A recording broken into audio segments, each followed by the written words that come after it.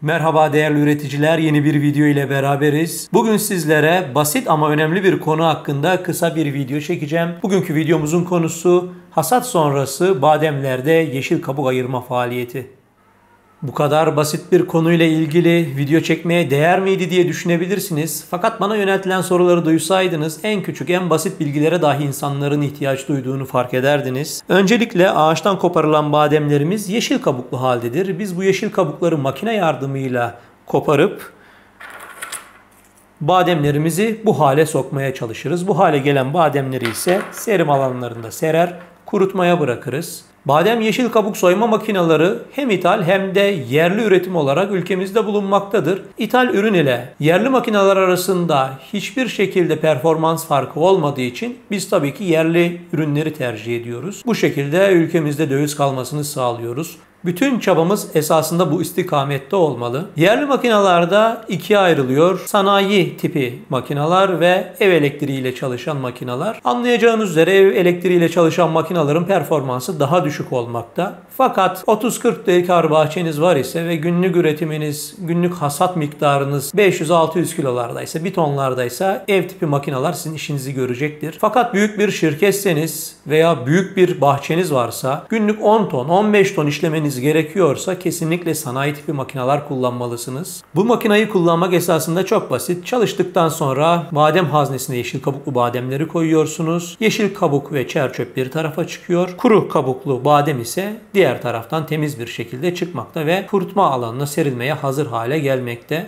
Makineyi kullanırken dikkat etmeniz gereken birkaç husus var. Bunlardan bir tanesi hasat bölgesinden bademle birlikte gelen taş, kalın dalları kesinlikle makinenin içerisine atmamalısınız. Bunlar makine içerisindeki aksamları bükerek veya bozarak kalibrasyonu etkilemekte. Ondan sonraki makinenin performansı çok ciddi şekilde etkilenmektedir. Bir diğer husus ise makinenin sık sık yağlanması. Bu zaten basit bir kanun. Her makinede yaptığınız gibi sık sık gresle yağlamanız gerekmekte. Dikkat etmeniz gereken diğer husus ise makinenin içerisindeki paletler. Bu paletlerin aşınmasıyla birlikte makinenin hızı ve performansı çok ciddi bir şekilde etkilenmektedir. Paletlerin sertliği de çok önemlidir. Özellikle Feraknes çeşidinde sert paletlere maruz kalan bademler kuru kabuğun dış zırhını yitirmektedir. Sizlere yakından dış zırhını yitirmiş Feraknesleri göstereyim şimdi. Değerli üreticiler, ne demiştik?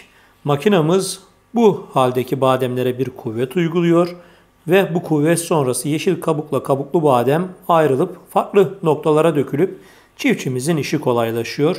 Fakat Ferakneslerde şu petekli yapıyı da bazen makine güçlü ise kopartabiliyor. Böyle durumlarda ise şu şekilde bademler ortaya çıkıyor.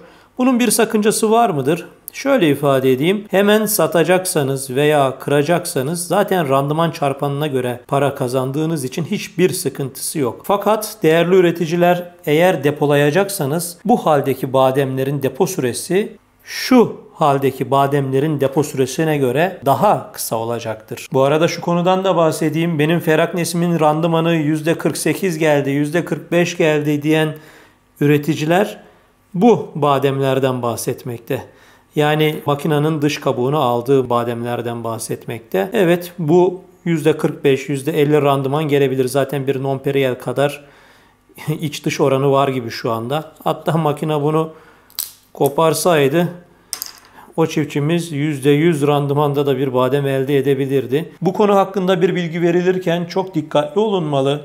Çünkü bu bilgiler nasıl oluyorsa kitaplara, makalelere konu oluyor.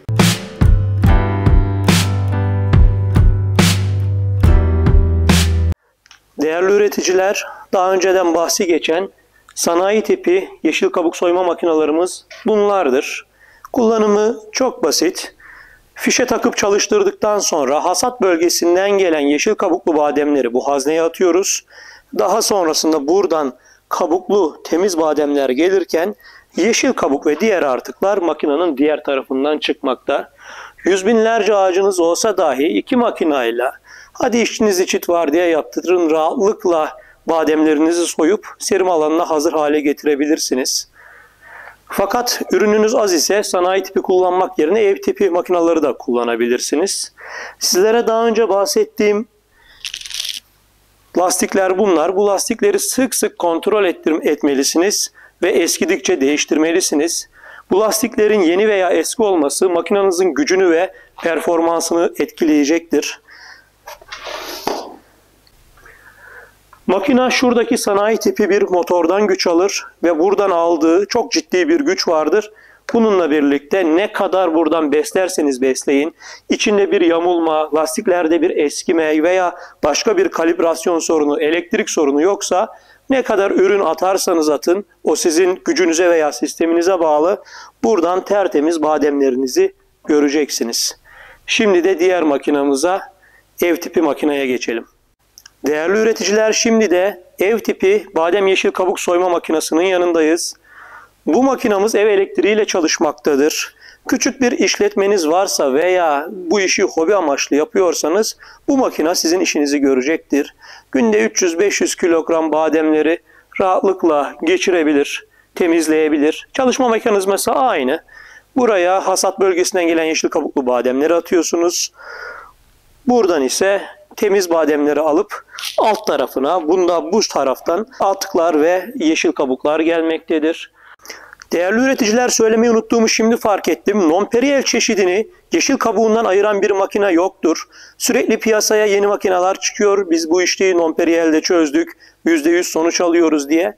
Bu makineler kısa bir süre sonra fiyasko olduğu anlaşılıyor maalesef. Non-Periel bademleri işçinin yardımıyla ya el ile ayıracağız veyahut da işimizi birazcık kolaylaştıran bir yöntem var. Sanayi tipi veya ev tipi makinalarda şöyle bir eleğimiz var. Makinenin içerisinde bu eleği koyacağız ve şu hazneyi kapatacağız. Non-Periel bademleri buradan attıktan sonra bir kısmını, yani %40'ını %50'sini Non-Periel'in yeşil kabuğundan ayırıp fakat aynı noktaya döküyor. Bu uygulama işçiliği sadece birazcık kolaylaştırıyor. Kesin sonuçlar alacağımız bir makine maalesef şu ana kadar tasarlanmadı. Mantıken düşündüğümüzde de tasarlanması mantıklı görülmüyor. Çünkü Non-Periel'in kabuğu çok yumuşak, çok hafif olduğu için makineyle birlikte ya parçalanıyor veyahut da şuradan, şu bölgeden kabukla birlikte Non-Periel'in kendisi geliyor. Amerikalılar bu işi yapıyor ve sürekli Non-Periel üretiyorlar. Onlar nasıl başarıyor diyeceksiniz. Onlar ağaçlardaki meyveleri düz bir zeminde yerlere döküyorlar ve yerde kurumasını sağlıyorlar yeşil kabuğuyla birlikte. Sonrasında makinalarla yerde yeşil kabuğuyla kurutulmuş bademleri toplayıp direkt kırma makinesine koyuyorlar. Kırma makinesinde kırdıktan sonra iç elde ediyorlar. Yani onlar yeşil kabuğundan iç kabuğunu ayırmıyorlar. Değerli üreticiler, bugünkü konumuzun da sonuna geldik. Umarım faydalı bilgiler verebilmişimdir. Her zaman söylediğimiz sloganı tekrar söyleyelim. Türk bademi Türkiye'ye yetinceye dek mücadelemiz millidir. Eserim.